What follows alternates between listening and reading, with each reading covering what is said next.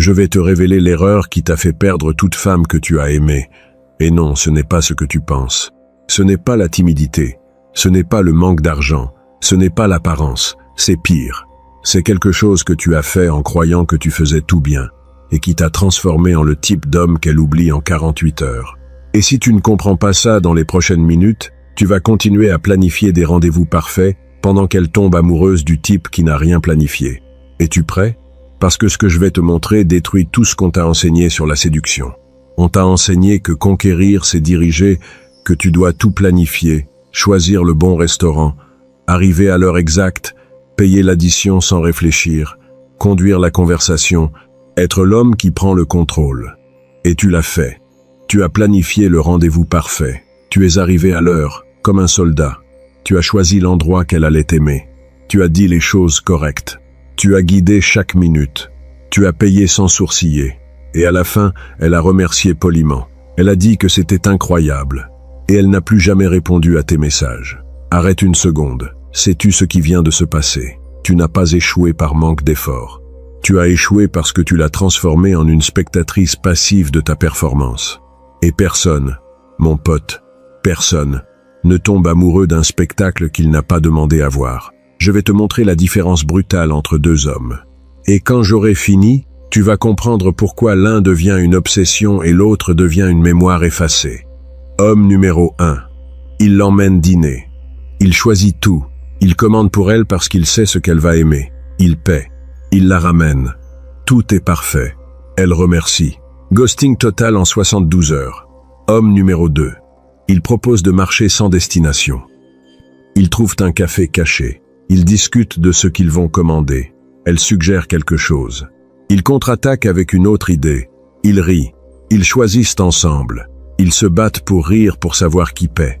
Elle demande déjà quand ils se revoient avant que la nuit ne finisse. Tu as vu la différence? Ce n'était pas l'argent. Ce n'était pas l'endroit. Ce n'était pas le charisme. C'était la participation. Dans le premier cas, elle était une pièce d'échec que tu déplaçais. Dans le second, elle était co-créatrice de l'expérience. Et voici le secret brutal qui sépare les hommes qui sont oubliés des hommes qui deviennent une obsession. Les femmes ne veulent pas être conquises. Elles veulent participer activement à leur propre séduction. Regarde, si ce que je te montre ici fait sens pour toi, si tu commences à voir que peut-être tout ce temps tu agissais pour elle, au lieu de créer avec elle, alors tu as besoin du système complet. Parce que ce n'est pas seulement à propos des rendez-vous, c'est à propos des messages, c'est à propos des conversations, c'est à propos de comment structurer chaque interaction pour qu'elle sente qu'elle co-crée l'attention. Et j'ai distillé tout ça dans le code de l'obsession. Ce n'est pas à propos de la poursuivre. Ce n'est pas à propos de l'ignorer. C'est à propos de créer un espace où elle veut participer activement à sa propre séduction. Le lien est dans le premier commentaire épinglé. Et si tu veux vraiment changer comment les femmes répondent à toi, c'est ici que ça commence. Mais indépendamment de si tu le prends ou non, ce que je vais te montrer maintenant va déjà changer ta perspective pour toujours. Et je sais que ça semble étrange. Ça semble même contradictoire. Mais reste avec moi. Parce que ceci est ce que personne ne t'explique. Machiavel a dit quelque chose il y a 500 ans qui explique parfaitement ce qui se passe quand tu essaies de conquérir une femme de la manière traditionnelle. Il a parlé du fait que les nouveaux ordres sont difficiles à établir, parce que les gens qui bénéficiaient du vieux système résistent, et ceux qui vont bénéficier du nouveau sont tièdes dans leur soutien, en traduisant cela au monde réel. Quand tu imposes un cadre qu'elle n'a pas choisi, quand tu crées un système qu'elle n'a pas aidé à construire, elle n'a pas de loyauté envers cela. Peu importe combien tu t'efforces, peu importe combien tu planifies, si elle n'a pas participé activement, si elle n'a pas investi émotionnellement, si elle n'a pas eu voix au chapitre dans les décisions, il n'y a pas de propriété émotionnelle. Et ce que nous ne possédons pas émotionnellement, nous le jetons sans culpabilité. Pense avec moi maintenant. De quelle conversation te souviens-tu le plus? Celle où tu as seulement écouté ou celle où toi aussi tu as construit des idées? Où il y avait du rythme, où il y avait un échange réel. Exactement. Parce que les conversations qui marquent ne sont pas des monologues. Ce sont des danses. Et si seulement toi tu bouges pendant qu'elle reste immobile, il n'y a pas de danse, mon pote. Il y a seulement un homme qui s'efforce pendant qu'elle regarde, mal à l'aise. Et regarde, je sais que ça fait mal. Parce que tu essayes de faire ce qui est correct. Tu essaies d'être l'homme qu'on t'a appris à être. Le pourvoyeur, celui qui résout, celui qui dirige. Mais il y a un problème brutal ici dont personne ne t'a prévenu. Faire ce qui est correct, de la mauvaise manière, devient de l'humiliation. Tu diriges, mais tu diriges seul. Tu planifies, mais tu planifies un show qu'elle n'a pas demandé. Tu investis, mais tu investis dans une dynamique où elle n'a pas de peau dans le jeu. Et voici la partie que personne ne veut te dire. Mais moi je vais te la dire parce que je respecte ton temps. Si tu continues comme ça, dans 3 mois tu vas être traité comme l'ami sympa qui paie les dîners. Et tu le sais. Au fond, tu le sais déjà. Laisse-moi te donner un exemple qui va clarifier ça une fois pour toutes. Tu te souviens de la dernière fois que tu lui as envoyé un message et qu'elle a tardé à répondre, et toi, anxieux, tu en as envoyé un autre, et un autre, en essayant d'arranger le silence. Que s'est-il passé? Elle a disparu encore plus.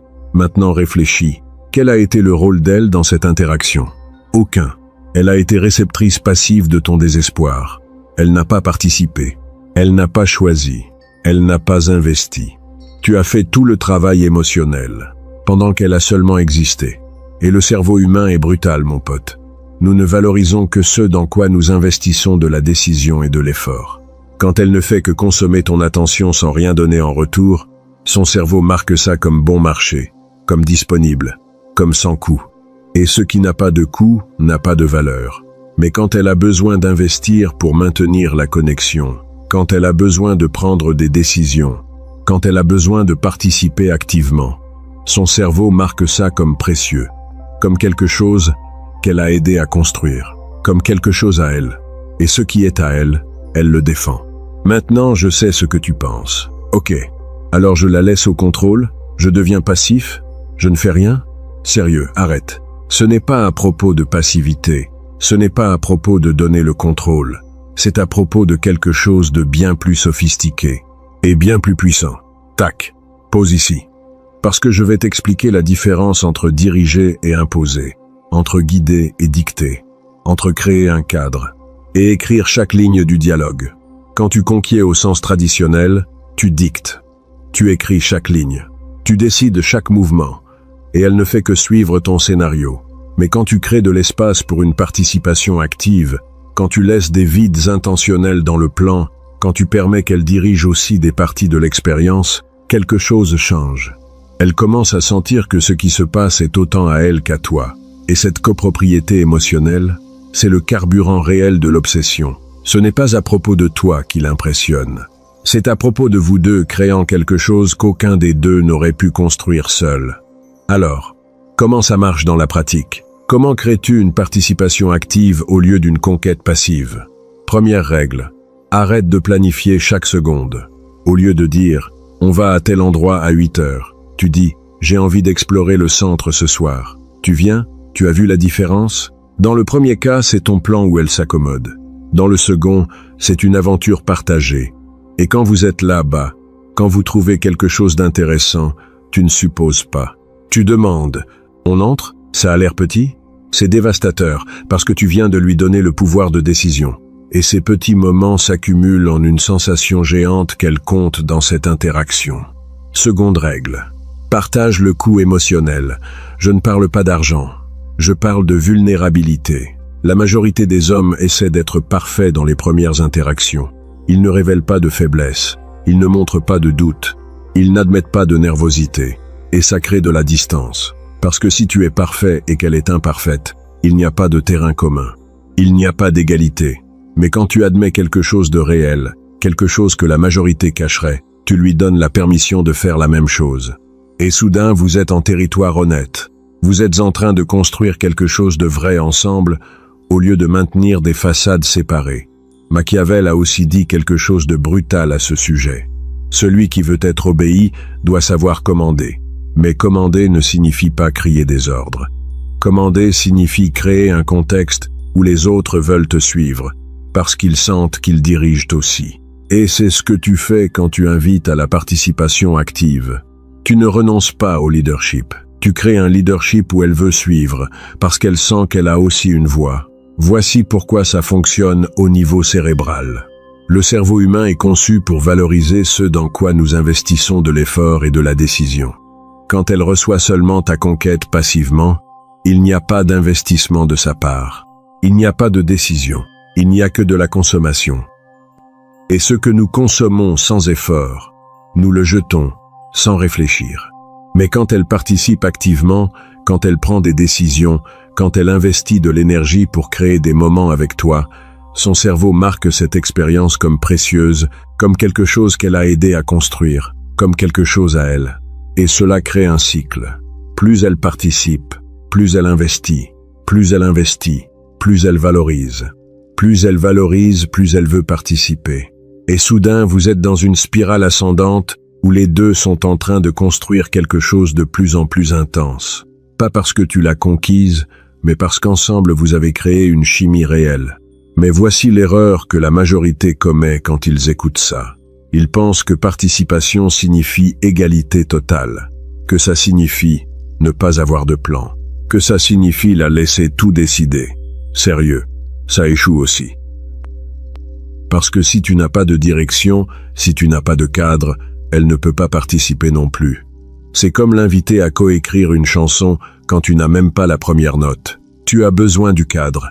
Tu as besoin de la direction initiale. Tu as besoin du squelette. Mais tu laisses qu'elle ajoute la chair, qu'elle ajoute de la couleur, qu'elle fasse de ça quelque chose d'unique entre vous deux. Alors reviens à Machiavel une dernière fois. Il a observé que les hommes marchent presque toujours sur des chemins déjà tracés par d'autres. Et c'est pour ça qu'ils répètent les mêmes erreurs. Tous les hommes avant toi ont essayé de conquérir de la même forme, en planifiant tout, en contrôlant tout, en impressionnant. Et tous ont obtenu les mêmes résultats médiocres. Mais toi, tu n'as pas à marcher sur ce chemin. Tu peux en créer un nouveau. Un où la femme n'est pas l'objet de ta conquête, mais la co-créatrice de quelque chose qu'aucun des deux n'aurait pu construire seul. Et quand elle sent ça, quand elle sent que ce qui se passe entre vous est aussi à elle qu'à toi, alors il n'y a pas de comparaison, il n'y a pas de compétition. Parce que personne d'autre ne peut répliquer ce que vous deux avez créé ensemble. C'est exclusif, c'est irremplaçable, et c'est ce qui génère une obsession réelle. La majorité des femmes passent toute leur vie à être conquises passivement par des hommes qui suivent le même scénario ennuyeux. Fleurs, dîner, compliments, efforts. Et tout ça est oubliable, parce qu'elles n'ont pas participé. Elles ont seulement reçu. Mais quand elles trouvent un homme qui crée de l'espace pour qu'elles construisent aussi, pour qu'elles ajoutent aussi, pour qu'elles dirigent aussi des parties de l'expérience, c'est rare, c'est mémorable. C'est ce qu'elles racontent à leurs amis, ce dont elles se souviennent des années après. Alors, arrête d'essayer d'être le conquérant parfait. Arrête de planifier chaque seconde. Arrête de supposer que ton travail est de l'impressionner avec ton effort. Ton travail n'est pas de la conquérir. Ton travail est de créer un contexte si intéressant, si plein de possibilités, si ouvert à sa participation, qu'elle veuille le conquérir avec toi. Qu'elle veuille investir, qu'elle veuille construire quelque chose de mémorable. Pas parce que tu l'as forcé, mais parce que tu as créé l'espace parfait pour qu'elle choisisse de le faire. Et ce choix, cette participation active, cette co-création, c'est ce qui transforme un rendez-vous oubliable en une connexion à laquelle elle ne peut pas s'arrêter de penser. Pas parce que tu as été parfait, mais parce que tu l'as fait se sentir importante, en créant quelque chose qui n'avait jamais existé avant. Mais cela nécessite que tu changes complètement comment tu vois la séduction. Ça nécessite que tu arrêtes de te voir comme l'acteur principal et que tu commences à te voir comme le co-directeur. Que tu arrêtes de chercher la validation pour ta performance et que tu commences à chercher la co-création. Que tu arrêtes de mesurer ton succès par combien tu as impressionné et que tu commences à le mesurer par combien elle a participé. Et la majorité ne va pas faire ça. Parce que c'est plus facile de suivre le scénario traditionnel. Plus facile de faire ce que tous font. Plus facile de blâmer les femmes quand ça ne marche pas. Mais si toi tu es différent, si tu es disposé à lâcher le contrôle performatif et adopter le leadership collaboratif, alors tout change. Et le code de l'obsession te montre exactement comment structurer chaque interaction sous ce nouveau cadre. Comment inviter à la participation sans perdre la direction? Comment créer de l'espace sans créer du vide? Comment co-créer de la tension qui devient une addiction? Le lien est dans le premier commentaire épinglé. Et si tu es arrivé jusqu'ici, Tu sais déjà que ce qu'on t'a enseigné avant ne marche pas. Il est temps d'apprendre ce qui fonctionne vraiment. On se voit de l'autre côté.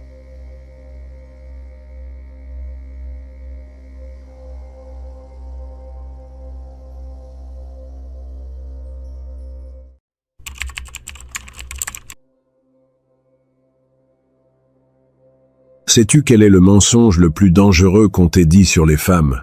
Ce n'est pas qu'elles sont toutes pareilles. Ce n'est pas qu'elles veulent juste de l'argent. C'est celui-ci. Sois toi-même, et elle t'aimera pour qui tu es. Cette foutaise a détruit plus d'hommes que n'importe quelle autre chose. Et le pire, c'est que les femmes croient que c'est vrai quand elles le disent. Laisse-moi te montrer pourquoi cela te coûte tout. Connais-tu ces filles qui croient savoir ce qu'elles veulent? Celles qui donnent des conseils sur TikTok et Instagram avec un air de « moi je sais comment fonctionne l'amour », en mangeant leurs petits bonbons, pendant qu'elles te disent d'être vulnérable, de communiquer, d'être authentique. Ces filles-là, ces filles, sont les plus dangereuses, parce qu'elles croient sincèrement en ce qu'elles disent. Elles ne te mentent pas exprès. Elles pensent vraiment qu'elles veulent un homme sensible qui ouvre son cœur. Le problème est que leur cerveau conscient dit une chose, mais leur corps fait exactement le contraire. Et toi, tu écoutes ce qu'elle dit au lieu de voir ce qu'elle fait. Sérieux, mon ami, on va assembler ça comme si c'était un puzzle. Et à la fin, tu vas voir le schéma que tu as ignoré toute ta vie. Si elle te dit « sois vulnérable avec moi » et que tu es vulnérable, pourquoi diable perd-elle l'intérêt? Réponds-moi à ça maintenant. Combien de fois as-tu été toi-même? Tu as ouvert le jeu? Tu lui as dit ce que tu ressentais? Et elle s'est simplement évaporée? Ce n'était pas une fois, ce n'était pas deux, ça a été plusieurs fois. Et chaque fois tu es resté à penser « qu'ai-je fait de mal? Ai-je été trop intense? Aurais-je dû attendre plus ?» Non, l'erreur n'était pas le timing. L'erreur était de croire qu'elle voulait ce qu'elle a dit qu'elle voulait. Voici la vérité que personne ne va te dire dans aucun podcast, dans aucun livre de développement personnel, dans aucune vidéo de motivation. Les femmes ne veulent pas que tu sois toi-même. Elles veulent que tu sois la version de toi qui active leurs instincts, sans qu'elles aient à admettre qu'elles ont ces instincts. Et quand elles te disent « sois toi-même », elles te demandent de baisser la garde, d'arrêter d'être stratégique, de montrer l'homme moyen, peu sûr de lui, dans le besoin, qui vit derrière le masque social. Et au moment exact où tu fais ça, boum, elles te mettent une croix rouge invisible sur le front et commencent à chercher le suivant. Maintenant, arrête-toi une seconde et prête attention. Parce que ce que je vais te dire maintenant est la différence entre continuer à souffrir ou comprendre le jeu une fois pour toutes. Il existe un fossé brutal entre ce que les femmes disent consciemment et ce qu'elles ressentent viscéralement. Consciemment, elles croient du fond du cœur qu'elle veut un homme sensible, un homme qui pleure en regardant des films romantiques, un homme qui partage ses peurs, un homme qui soit émotionnellement disponible, mais viscéralement, biologiquement, dans le noyau le plus profond de son cerveau reptilien, elle te scanne constamment à la recherche de signes de force. Et sais-tu ce qui est l'opposé de la force dans le langage de la biologie féminine? La vulnérabilité. Vulnérabilité sans contexte. Vulnérabilité sans l'avoir mérité. Vulnérabilité comme stratégie d'entrée. Je vais te donner un test mental que tu peux faire maintenant pendant que tu m'écoutes. Pense à la dernière fois que tu as envoyé un long message à une fille, ce grand pavé où tu as été complètement honnête, où tu lui as dit qu'elle te plaisait, où tu as essayé de communiquer tes sentiments comme un adulte mature. Que s'est-il passé après? A-t-elle répondu avec la même énergie émotionnelle? Ou t'a-t-elle envoyé un « Oh, c'est mignon » et ensuite « silence » ou pire encore, elle t'a donné le classique « J'ai besoin de temps pour penser » qui ne finit jamais. Ah ah. Maintenant imagine le type qu'elle désire vraiment. Le type qui la tient éveillée à 3 heures du matin, en train de vérifier son téléphone. Le type à qui elle envoie un message en premier, et un deuxième, et un troisième sans recevoir de réponse. Ce type envoie-t-il des grands textes émotionnels? Ce type s'ouvre-t-il rapidement? Ce type est-il émotionnellement disponible? Non mon pote. Ce type disparaît 3 jours, répond avec 2 mots quand il en a envie, la laisse dans le vide émotionnel, et elle le poursuit, comme si c'était de l'oxygène. Tu vois déjà le schéma? Attends, pourquoi ça empire? Le problème n'est pas d'être vulnérable. Le problème est le timing. Le problème est que tu livres ta vulnérabilité comme si c'était un prospectus gratuit dans la rue, en espérant que cela génère de l'attirance. Mais l'attirance ne fonctionne pas avec la logique. L'attirance fonctionne avec la tension. Et la vulnérabilité prématurée, la vulnérabilité sans qu'elle l'ait méritée, tue la tension. Ce n'est pas un jeu, mon pote. C'est une limite. C'est de l'autorespect. C'est comprendre que le désir féminin ne répond pas à ce qui est facile à obtenir. Il répond à ce qui est difficile à conquérir. Regarde, si ce que je dis te fait un déclic, si tu commences à relier les points de toutes les fois où on t'a rejeté après t'être ouvert, tu as besoin d'écouter ceci.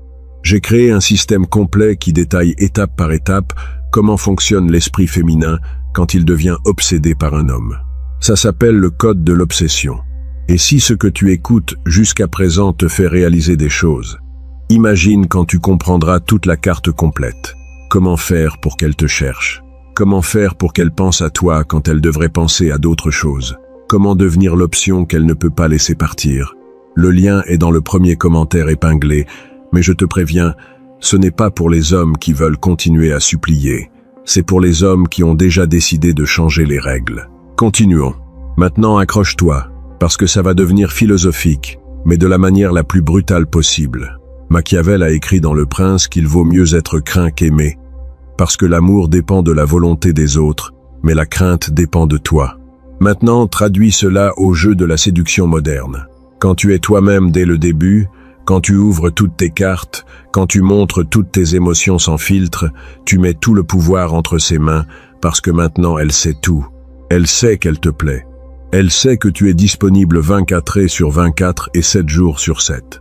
Elle sait que tu n'as pas d'autres options. Elle sait que tu ne vas aller nulle part. Et qu'arrive-t-il à n'importe quel être humain quand il a la certitude absolue de quelque chose? Il se relâche. Il arrête de faire des efforts. Il arrête de le valoriser. Parce qu'il n'y a plus de risque. Il n'y a plus de compétition. Il n'y a plus d'incertitude. Mais, et sans incertitude, il n'y a pas de désir. Elle te met sur l'étagère émotionnelle comme une option sûre et sort explorer des options dangereuses. Parce que, mon pote, tu es devenu prévisible. Tu es devenu sûr. Tu es devenu domestiqué.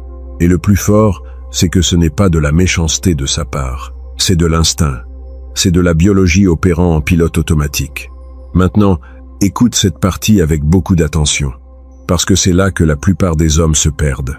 Chaque fois qu'elle te dit « je veux que tu sois vulnérable avec moi », elle ne te demande pas de la vulnérabilité. Elle te fait passer un test. Un test qu'elle ne sait même pas qu'elle est en train d'appliquer. Elle veut voir si tu es suffisamment fort mentalement pour ne pas tomber dans ce piège. Si tu peux garder ton centre. Si tu peux garder le mystère. Si tu peux garder le contrôle émotionnel. Parce que si tu t'effondres, si tu ouvres tout ton intérieur, si tu deviens un livre complètement lisible, tu viens d'échouer. Et son attirance s'éteint. Elle ne va pas l'admettre. Elle ne va même pas le comprendre consciemment. Mais son corps l'enregistre. Son instinct le marque. Cet homme est faible. Suivant. Laisse-moi te le démontrer avec quelque chose que tu peux vérifier toi-même maintenant. Pense à une fois où tu as rencontré une fille et que tu as bien joué tes cartes. Tu as gardé ton calme. Tu n'as pas envoyé de message à tout bout de champ. Tu ne t'es pas trop expliqué. Tu as laissé des blancs. Tu as maintenu une aura de mystère. Que s'est-il passé? Elle a commencé à te chercher, n'est-ce pas? Elle te posait des questions. Elle riait de n'importe quoi que tu disais. Elle se connectait plus longtemps en ligne quand tu étais là. Elle t'envoyait des signaux indirects. Elle te cherchait du regard. Maintenant, retourne la pièce. Pense à une occasion où tu as été authentique très vite, où tu as confessé tes sentiments d'entrée, où tu as été l'homme communicatif et mature que les magazines féminins disent que tu dois être. Elle a disparu, n'est-ce pas? Ou pire, elle t'a mis dans la friendzone la plus cruelle qui existe. Celle de « tu es trop bien pour moi ». Traduction. Tu ne me génères pas 1 millimètre de tension sexuelle. Et ce n'est pas de la cruauté, mon pote. Ce n'est pas qu'elle est une mauvaise personne. C'est que son cerveau est évolutivement programmé pour valoriser ce qui est rare, ce qui est difficile à obtenir, ce qui est imprévisible, ce qui génère de l'incertitude émotionnelle. Quand tu es toi-même avant l'heure, tu tues la rareté, tu tues la difficulté, tu tues l'incertitude. Tu deviens commun, prévisible, un de plus. Et personne, absolument personne, ne tombe amoureux du commun. Tiens bon, parce que maintenant vient le coup le plus dur. Voici la vérité qui va te faire mal, mais que tu as besoin d'écouter si un jour tu veux arrêter d'être une option de secours. Le conseil de « sois toi-même » n'est pas innocent. C'est un système de contrôle social déguisé en sagesse romantique. Pense-y comme ça. Si tous les hommes sont authentiques dès le début, s'ils montrent toutes leurs faiblesses sans filtre, s'ils sont tous émotionnellement disponibles tout le temps, qui sort gagnant dans ce scénario? Les femmes de haute valeur, parce que maintenant, elles ont un buffet infini d'hommes transparents, prévisibles, faciles à catégoriser, faciles à contrôler. Et les hommes restent confus, frustrés, en colère, parce qu'ils ont tout fait bien selon les règles qu'on leur a enseignées. Ils ont été honnêtes, ils ont été émotifs, ils ont été vulnérables, et ça n'a pas marché. Mais ça n'a pas marché parce que le jeu n'a jamais porté sur l'honnêteté. Le jeu a toujours porté sur la valeur perçue. Et la valeur perçue se construit avec la rareté, avec l'imprévisibilité, avec le contrôle de ton état émotionnel. Tu n'as pas à mentir. Tu n'as pas à être faux. Tu n'as pas à devenir un psychopathe sans émotion. Mais tu dois comprendre une règle fondamentale que personne ne va t'enseigner à l'école. Il y a des parties de toi qui ne doivent être révélées qu'après qu'elle t'a déjà choisi, après qu'elle a déjà investi émotionnellement, après qu'elle est déjà accrochée. Parce qu'à ce moment-là, à ce point de la relation, ta vulnérabilité devient de la profondeur. Mais si tu la livres avant, si tu mets toutes tes cartes sur la table avant que le jeu ne commence, tu as déjà perdu, mon pote. Je sais que ça semble dur. Je sais que ça fait mal de te rendre compte que tu as joué avec les mauvaises règles. Mais si tu en as marre d'être le meilleur ami, si tu es fatigué qu'on t'ignore après t'être ouvert émotionnellement, si tu veux comprendre une fois pour toutes comment fonctionne vraiment l'esprit féminin, tu as besoin de voir le code de l'obsession. Ce n'est pas de la théorie motivationnelle. Ce n'est pas de la philosophie de comptoir. C'est le système exact, étape par étape, de comment une femme s'accroche émotionnellement à un homme. Comment devenir l'option qu'elle ne peut pas lâcher.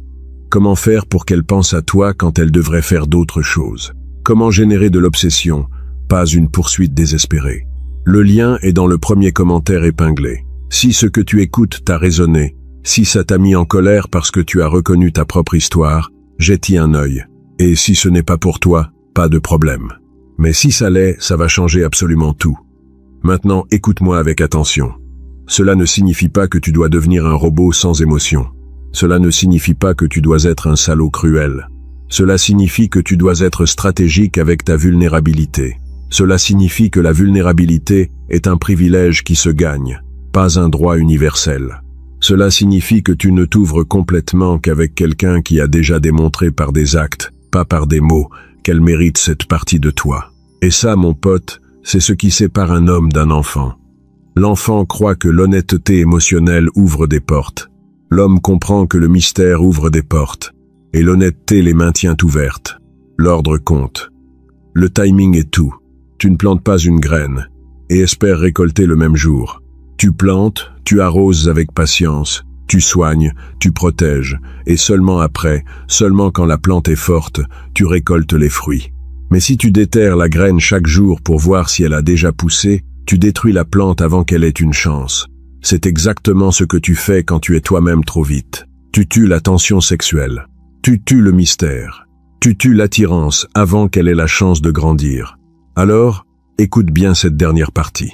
La prochaine fois qu'une femme te dit « Sois juste toi-même », souris, remercie-la pour le conseil. Et ensuite, fais exactement ce que tu as besoin de faire pour garder le pouvoir entre tes mains. Parce qu'à la fin de la journée, mon pote, elle ne veut pas un homme authentique. Elle veut un homme suffisamment fort pour ne pas avoir besoin de valider son authenticité avec des mots. Elle veut un homme qui démontre sa valeur par des actions, pas par des explications. Et ça change tout le jeu. Souviens-toi de ce qu'a dit Machiavel il y a plus de 500 ans. Celui qui néglige ce qui se fait pour ce qui devrait se faire, apprend plutôt sa ruine que sa préservation. Traduction, arrête de faire ce qu'on t'a dit être correct et commence à faire ce qui fonctionne vraiment. Et si tu veux la carte complète, si tu veux chaque secret, chaque stratégie, chaque détail de comment fonctionne l'obsession féminine, le code de l'obsession t'attend. Le lien est dans le premier commentaire épinglé. On se voit dans la prochaine vidéo, mon ami. Et souviens-toi, les règles du jeu, ce n'est pas nous qui les avons faites, mais nous pouvons apprendre à jouer mieux que personne.